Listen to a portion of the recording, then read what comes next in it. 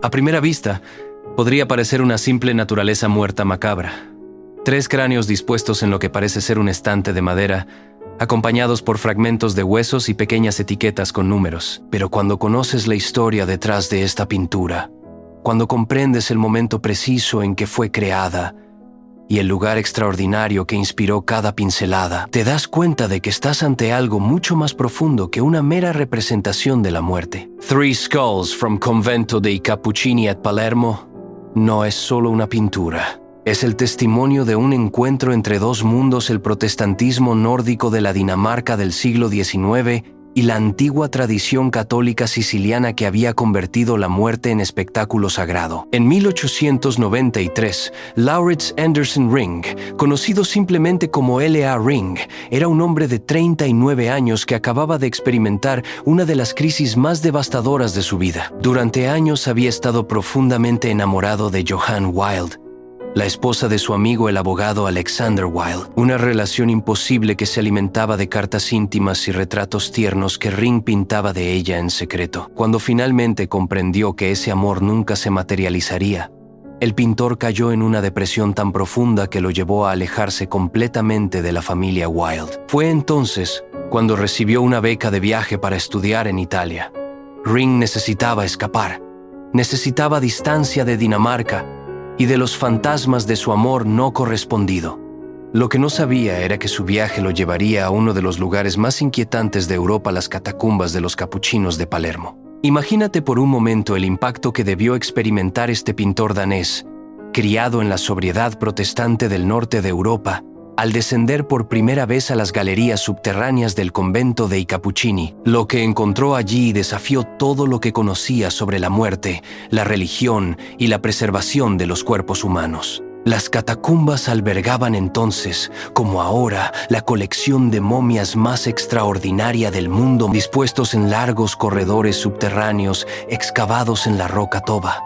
Pero esto no era un museo silencioso, era un espacio vivo de oración, donde las familias palermitanas habían venido durante siglos a visitar a sus muertos, vestidos con sus mejores ropas, organizados por categorías: hombres, mujeres, vírgenes, niños, sacerdotes, monjes y profesionales. La tradición había comenzado en 1599, cuando los monjes capuchinos momificaron a Fray Silvestro de Gubbio y lo colocaron en las catacumbas para que otros pudieran seguir orando con él. No solo por él. Era una visión completamente diferente de la muerte, no como final, sino como transformación, no como separación, sino como continuidad. En su pintura, Ring eligió enfocar su atención en 3 cráneos específicos, cada uno marcado con pequeñas etiquetas numeradas. Estos no eran objetos anónimos, eran individuos con historias, nombres y familias que habían pagado generosas sumas para garantizar que sus seres queridos tuvieran un lugar en este extraordinario cementerio subterráneo. El proceso de momificación natural que permitía esta preservación era fascinante en su simplicidad. Los cuerpos se deshidrataban en rejillas de tubos cerámicos dentro de las catacumbas. A veces se lavaban posteriormente con vinegar y algunos se embalsamaban o se encerraban en vitrinas de cristal selladas.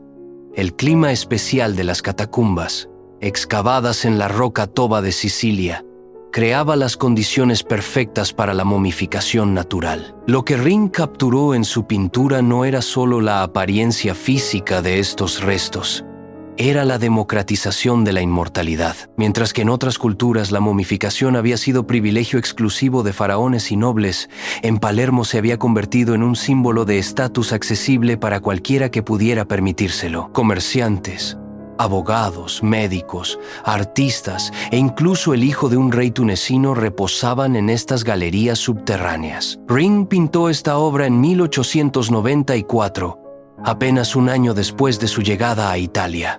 Para entonces, el artista ya había desarrollado su estilo característico que combinaba el realismo social con el simbolismo. Pero esta pintura representaba algo nuevo en su obra, un memento mori directo, sin las sutilezas simbólicas que caracterizaban sus otros trabajos. La técnica es meticulosa. Ring presenta los cráneos con una honestidad brutal pero respetuosa.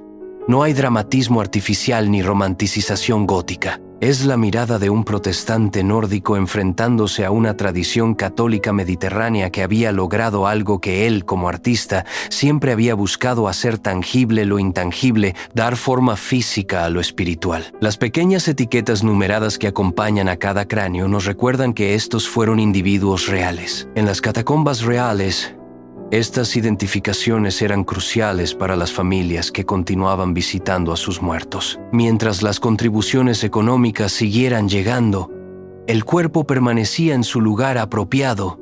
Si los parientes dejaban de enviar dinero, el cuerpo se colocaba en un estante hasta que se reanudaran los pagos. Para Ring, esta experiencia representó más que un simple encuentro turístico con lo macabro. Era un danés protestante, observando una tradición que había logrado algo extraordinario: mantener una relación constante entre la vida y la muerte. En Sicilia, como explican los antropólogos modernos, la muerte siempre había sido parte de la vida, y durante siglos muchos sicilianos habían usado la momificación para asegurar esa continuidad. La pintura se convierte así en un puente entre dos mundos: el racionalismo protestante del norte de Europa, que tendía a separar radicalmente el mundo de los vivos del de los muertos, y la espiritualidad católica mediterránea, que había encontrado formas de mantener esa conexión. Ring no juzga ni condena lo que ve.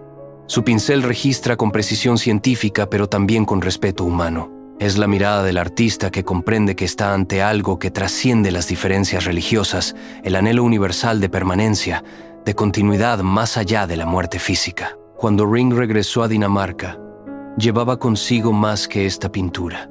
Llevaba una nueva comprensión de la mortalidad que influiría en toda su obra posterior. Este encuentro con las catacumbas de Palermo se convirtió en uno de los momentos definitivos de su carrera artística. Pero había otra sorpresa esperándolo en casa. Su viejo amigo Henrik Pontoppidan, quien más tarde compartiría el Premio Nobel de Literatura, en 1917, había publicado una novela titulada Nattevakt, Guardia Nocturna, en la que Ring aparecía como modelo para un personaje poco halagador: Thorkild Drayling, un pintor y revolucionario fracasado que estaba enamorado de la esposa de su mejor amigo. Ring se sintió profundamente traicionado, no por la representación poco favorecedora que aceptó, sino porque Pontoppidan había hecho público su amor secreto por Johann Wilde. Rompió su amistad para siempre, sin dar nunca una explicación. Pero quizás esa traición fue,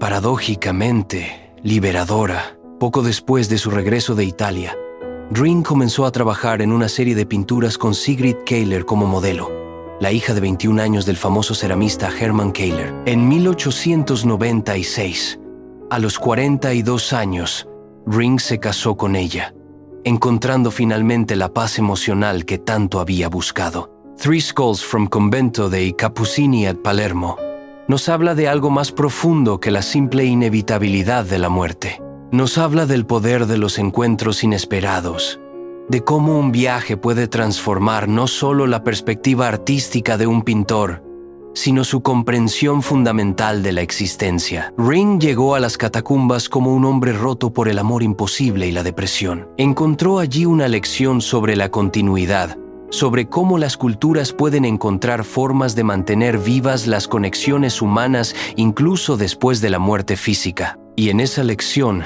quizás encontró también la clave para su propia renovación: la comprensión de que el arte, como esas catacumbas extraordinarias, es una forma de vencer al tiempo, de mantener viva la esencia humana mucho después de que el cuerpo se haya desvanecido. Cuando miramos estos tres cráneos pintados hace más de un siglo, no vemos solo muerte. Vemos el testimonio de un encuentro entre culturas, entre formas diferentes de entender la trascendencia, entre un artista nórdico y una tradición mediterránea que le enseñó que la muerte no tiene por qué ser el final de la historia.